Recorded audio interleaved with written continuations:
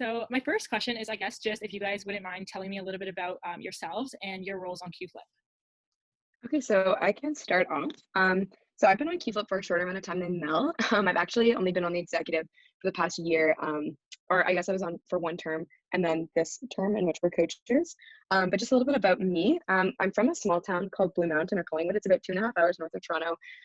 And I came to Queens because I really wanted a close-knit, community-centered environment. And upon arriving here, I realized that there were a lot of issues regarding representation, and it really allowed me to realize my privileges in the real world, I guess. And something I've always kind of sought out was in community engagement. I've always been really involved, and that's why I want to come to Queens, because I know it's really big on clubs and things like that.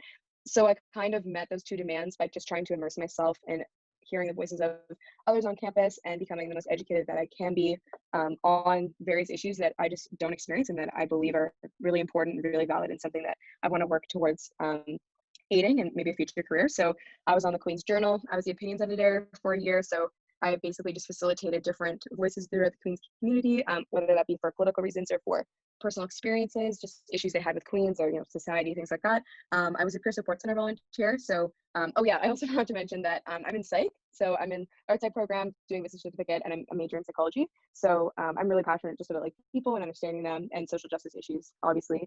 And so, yeah, I did the peer support center, which was really amazing as well.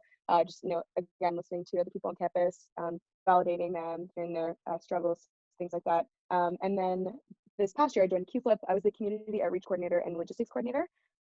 So just looking for community partnerships. We did some stuff with the Sexual Assault Center in Kingston, local youth organizations, things like that. And then, yeah, Mel and I ran for co-chair together, and kind of here I am today. I hope that that's not too long of an answer. And I guess speaking to the future, I'm looking towards doing social impact consulting or political consulting, working for an NGO, or going to law school. So that's it on me. Amazing. That's our Sophia. So for me, I'm majoring in politics and minoring in global development. Within like the politics realm, I guess my research interests mainly lie within comparative politics. I've taken quite a few courses there, and it's kind of what my interests have leaned towards. Outside of that, I wanted to, I guess, talk about my passion and understanding my role in perpetuating unethical consumption. That's become something that as I've taken more devs courses especially, I've become aware of like the role and power of corporations, and how even within my own small ways I can try and dismantle that. So shopping local, supporting female-owned businesses, like as a feminist myself. And I think that's been a huge area of learning for me, especially over the past 2 years, because it's really made me question my actions, and that I view myself as a feminist, I view myself as someone who's passionate about social justice, but I was in a way like unintentionally going against those values by purchasing from corporations and such. So I'm trying to dismantle that within my own life. For the future, my goals would basically be to pursue opportunities in research and policy. As a student in politics, my personal goal has been to like not allow party politics to get the best of me, which has allowed me to do a lot of like staying critical, questioning the good, looking at the bad, and all those different things. It's basically how I've been able to maintain myself and like staying critical of myself and what I support and what I don't support. And then I always include this. I think it's really irrelevant, but I like to include it for Queens-based questions as a fun fact, and that's I've never gotten lost in Matt Corey. I think it's impressive. I don't know. We'd love to hear it. Yeah, I've never gotten lost in Matt Corey, so that's my fun fact.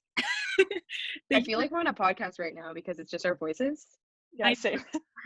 Thank you guys both so much for sharing all of that. That was great. And I know you both kind of briefly touched on it, but I was wondering if now you could just share your experience, I guess, as part of an equity seeking group in the Queens community, and anything else you want to discuss from your experience on QFLIP and kind of advocating for women, especially in business roles.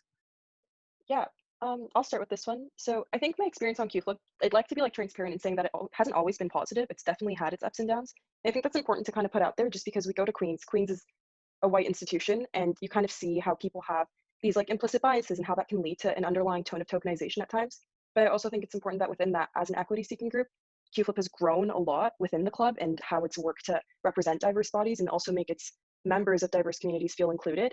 So it's definitely become, over the past year, especially for me, an inclusive space, and where I've been able to like openly discuss equity-based topics in a safe space, which has been really valuable to me, especially at Queens, where that always isn't a thing that you can talk about. I feel like you always have that one person who's like, I'm going to play devil's advocate here, and you're just like, oh, okay.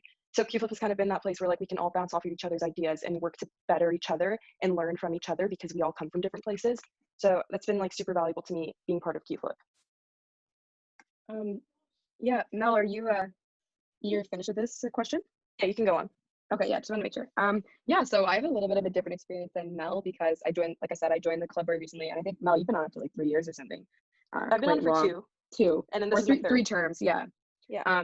So for me, I just entered it into a really inclusive space, one that it never felt like anyone was politically leaning one way or the other. We all just kind of felt like we were supporting each other and hearing each other's voices. And one where we all collectively contributed to a dialogue that was trying to make on-campus life better for women, for women's organizations, women's groups. And that's just through our events, empowering young female students to hear, older politicians and successful businesswomen and, successful women in these realms that are typically male dominated speak to us and, inspire us and things like that. And within that as well, we've had lots of workshops and things that build the skills of younger women so that they can go in prepared to the workplace, with the equity or pay gap, maternity leave, combating the boys club culture, things like that. We've addressed that at our events. So that's something that I guess I would like to highlight in terms of being part of an equity seeking group on campus, especially because our focus previously has been majoritively on our conference and like bigger events that we have, like our taster as well in the fall, which is like a taste of the conference, I'm sure as you can tell.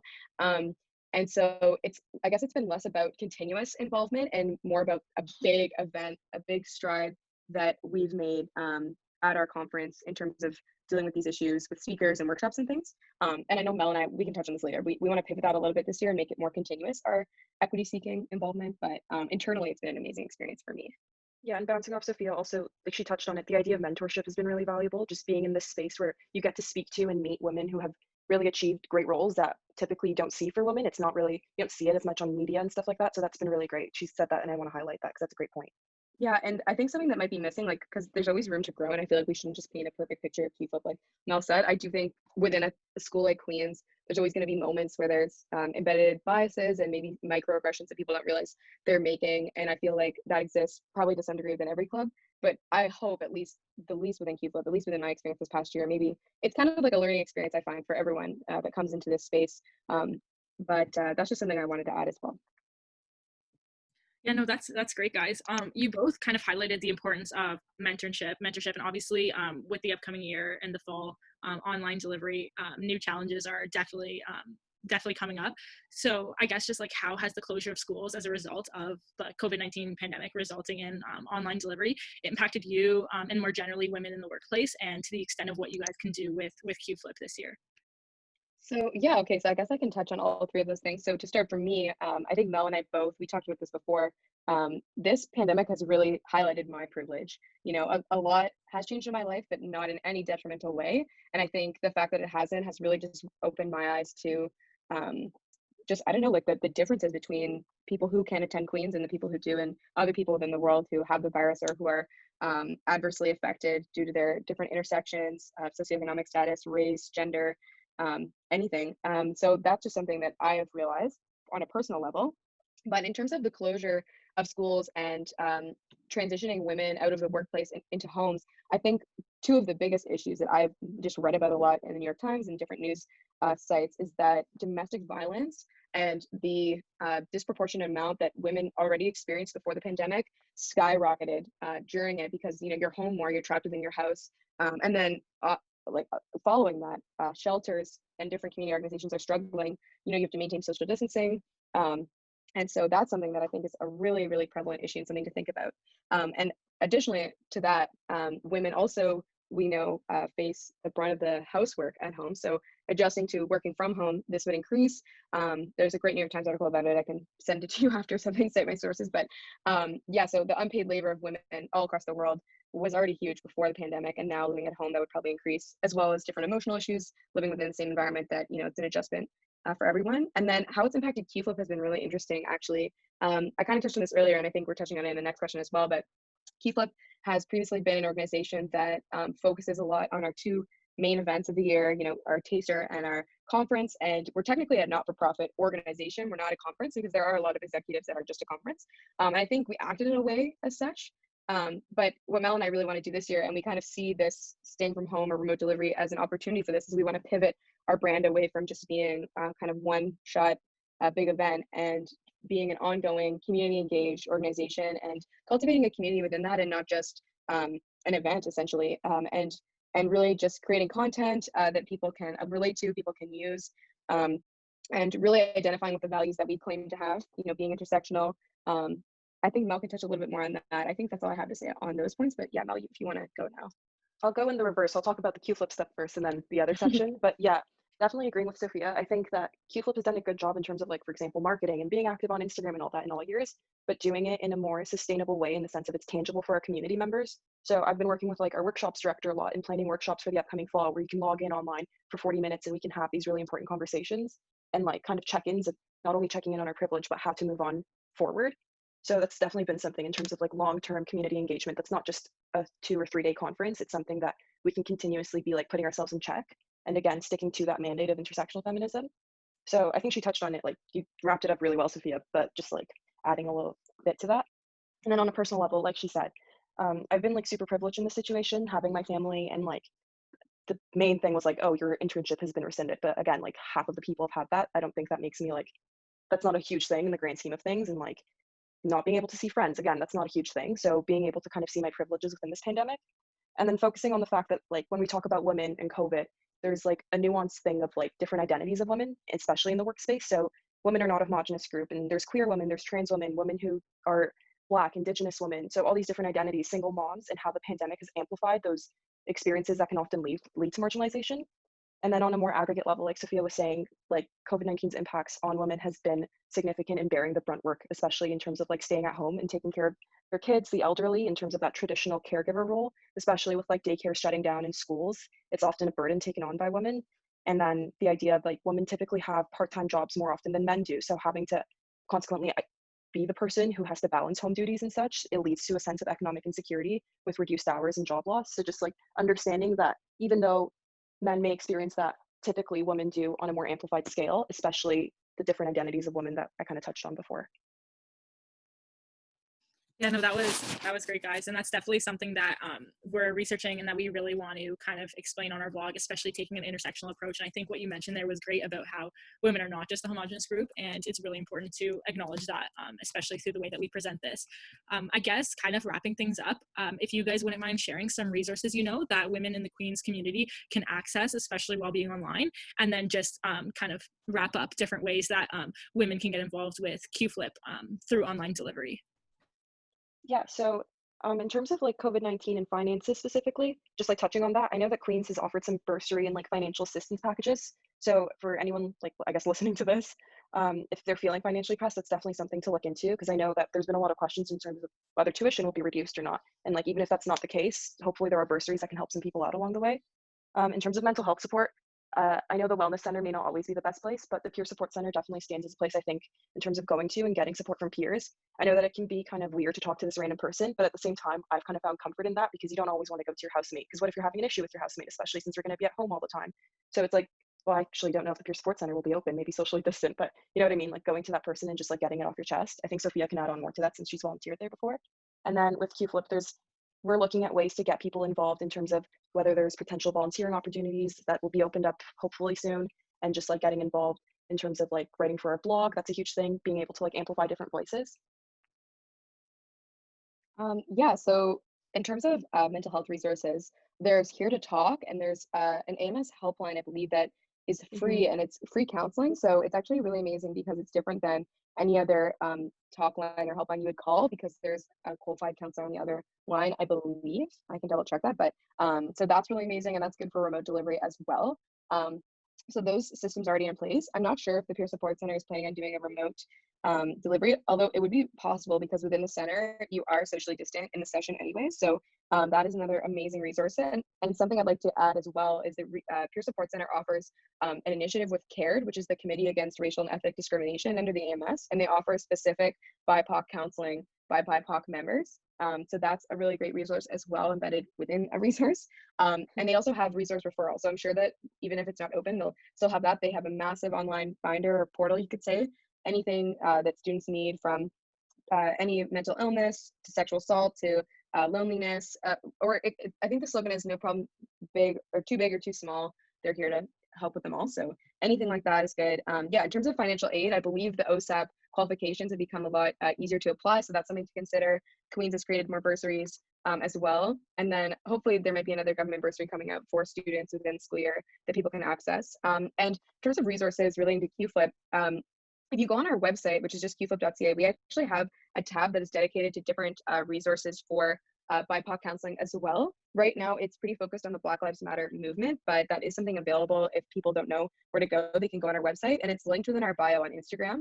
And we also have different resources for allyship and for donating money to different causes and things. So again, if you don't know where to go or you can't find the Instagram post you remember that told you how to donate or how to sign up for something, we have that information on our website. And just like what Mel said, we're trying to validate and hear more voices in our community and become more of a community organization and less of a conference. So our blog, we're trying to get as many people as possible to write for that and hearing their different experiences. And then just advertising our events a lot so that people can come and take away from the experience and really just engage with that Queens community and hopefully give them some resources, some coping mechanisms, some how-tos on combating these different struggles that women face during COVID or, you know, during the being at work, just I guess any life scenario that adversely affects women. And like I said, like Mel said, not the homogenous group of women, although we are QFLIP, we want to acknowledge too that we really want to include those other marginalized groups within, you know, the umbrella of women. I think that's it for me. Yeah, and as Sophia said with our website, like we're hoping to like continuously update that resource tab. So right now we're like trying to invest our basically focus into the Black Lives Matter movement because we kind of felt that that was really important. But throughout the year, we're definitely trying to add more resources as we go. So that's like something that's going to be continuously updated as something to look into, whether it be an organization you want to support with spare time, or if you need mental health support, like adding those there and just making sure that they're safe spaces for people as well. That's awesome, guys. Thank you so much. Is there anything else that you want to share with us today that you want our readers to know, whether it's about QFLIP or just kind of in general? I don't think so. Mel, do you have anything to add? I think we covered a lot of the things. And just, yeah, especially during this time, I don't know, one of the most like things I've been saying a lot is just listen and reflect on a lot of the things going on, because it's really important to kind of question what we've been doing in the past and how to move forward. So I guess that's what I would add.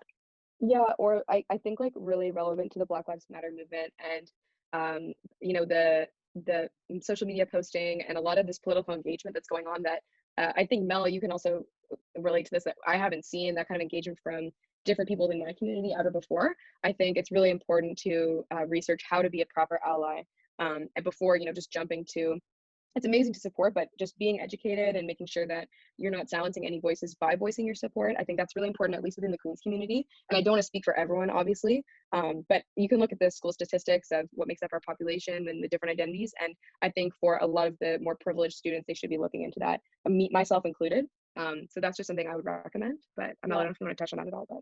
No, I agree with 100%. I think it's been great to see this new wave of activism, but it shouldn't be a wave per se, like in that it reaches an end. I think just staying continuous with that, because that's been the faults in the past, is that social media activism has been like a trend, and we need to make sure that it's no longer a trend, and just making sure that we're staying on top of it, keeping our peers and ourselves accountable in terms of that.